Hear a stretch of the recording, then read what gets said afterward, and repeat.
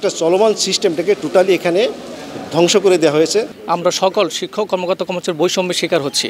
আপনারা ইতিমধ্যে অবগত হয়েছেন যে সারা বাংলাদেশে একযোগে বাংলাদেশ বিশ্ববিদ্যালয় শিক্ষক সমিতি ফেডারেশনের আহ্বানে সকল বিশ্ববিদ্যালয়ের শিক্ষক সমিতি এবং সকল শিক্ষক একসঙ্গে আন্দোলন চালিয়ে যাচ্ছে।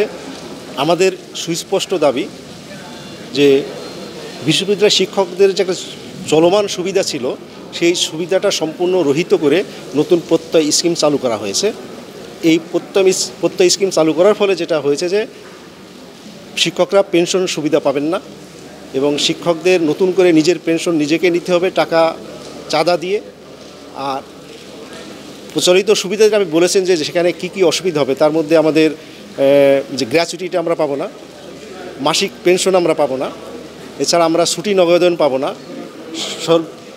সর্বশেষে যেটা আমি বলতে চাই যে আমাদের বিশ্ববিদ্যালয়ের শিক্ষকদের যে চাকরির বয়স 65 ছিল সেটাকে রহিত করে 60 বছরে নিয়ে আসা হয়েছে। অর্থাৎ একটা চলমান সিস্টেমটাকে টোটালি এখানে ধ্বংস করে দেওয়া হয়েছে, যেটার প্রতিবাদে আজকে সারা বাংলাদেশের সকল শিক্ষক সমাজ একসঙ্গে এই আন্দোলনে নেমেছে এবং তারই অংশ হিসেবে আজকে আমাদের অর্ধ দিবস কর্মসূচি এখানে পালিত হচ্ছে। যে শিক্ষক সমাজ আমাদের ভবিষ্যৎ সুন্দর জাতি গড়ার একজন কারিগর, সে শিক্ষকরা যদি তাদের জীবনের চলমান পথটা একটু হারিয়ে ফেলে, যদি সেখানে বাধাগ্রস্ত হয়, জীবনের শেষ সময়টা যদি সে সুস্থভাবে সুন্দরভাবে বেঁচে থাকতে চায়, তার জন্য প্রধান হাতিয়ারই ছিল তার পেনশন। সেই পেনশনটা যখন বাধাগ্রস্ত হয় তখন ভবিষ্যৎ জীবনটা তার অত সুন্দরভাবে পরিচালনা করার মতো ক্ষমতা থাকবে না। যে জাতি গড়ে সে জাতিগড়ের কারিগরকে যদি সুস্থ সবল এবং সুন্দর জীবন রাখা যায়, তার জন্যই আমার মনে হয় বর্তমান সরকার যদি আমাদের এই দাবিগুলো মেনে নেন তাহলে বোধহয় আমরা সুন্দর একটি জাতি উপহার দিতে পারব। কর্মবিরতিটা আসলে তো একটা প্রতীকী। আমরা চাই না আমরা এরকম কর্মবিরতি দিয়ে আমাদের সমাজে আমরা উদাহরণ হিসেবে থাকি, কিন্তু যখন আপনার দেয়ালে পিঠ ঠেকে যাবে, যখন আপনি আপনার ভবিষ্যৎ জীবনটা অন্ধকার দেখতে পান, তখন তো আপনাকে একটা পথ বেছে নিতে হবে।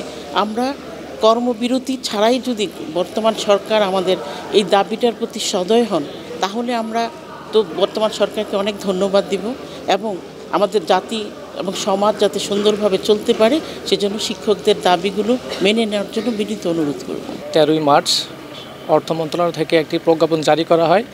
সেই জারিতে আমাদের আগের যে পেনশন স্কিম বিধিমালা ছিল, আমাদের আগের সুবিধা থেকে বর্তমানে যে স্কিম, একটি প্রত্যয় যে স্কিম আমাদের সংযুক্ত করা হয়েছে, এটা আসলে আমরা বিশ্ববিদ্যালয় পরিবার কর্মকর্তা শিক্ষক কর্মচারী আমরা এটা আসলে মেনে নিতে পারি না। আমাদের পূর্বে যে আমাদের সুবিধাগুলো ছিল প্রত্যয় স্কিমে তার কোনো সুবিধাই নাই। এখন এগুলো যদি বাস্তবায়ন করা হয়, আমরা শিক্ষক কর্মকর্তা কর্মচারী তথা বাংলাদেশে যত পাবলিক বিশ্ববিদ্যালয় আছে আমরা সকল শিক্ষক কর্মকর্তা কর্মচারীর বৈষম্যের শিকার হচ্ছি। আমরা এর তীব্র নিন্দা প্রতিবাদ জানাই এবং মাননীয় প্রধানমন্ত্রীর কাছে আমাদের চাওয়া অনতিবিলম্বে এই প্রজ্ঞাপন বাতিল ঘোষণা করা হোক, আমাদের আগের যে আমাদের পেনশন সুবিধা ছিল আমাদের সেখানে বহাল রাখা হোক।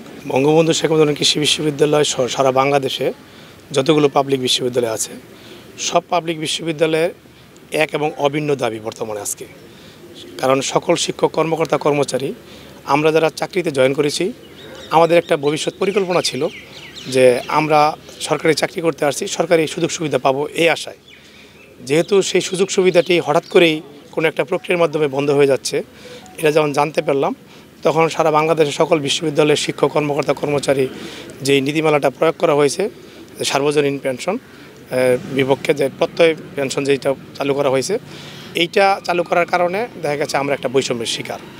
এই বৈষম্যের শিকার হওয়ার কারণে এমত অবস্থায় আমরা এটা কোনোভাবেই এই যে সরকারি চাকরির যে সুযোগ সুবিধা সেখান থেকে বঞ্চিত হওয়ার কারণে স্বাভাবিকভাবেই মূল পরিকল্পনা থেকে আমাদের জীবনের একটা অংশ বাদ পড়ে যাচ্ছে। এমত অবস্থায় আমরা এটার তীব্র প্রতিবাদ জানাই এবং ভবিষ্যতে এই বিশ্ববিদ্যালয় সহ সারা বাংলাদেশের সমস্ত বিশ্ববিদ্যালয়ে যেই কঠোর কর্মসূচি আসবে সেই কর্মসূচি আমাদের একাত্মতা থাকবে এবং আমরা এগুলো পালন করার জন্য যা প্রয়োজন দরকার সেগুলো আমরা করব।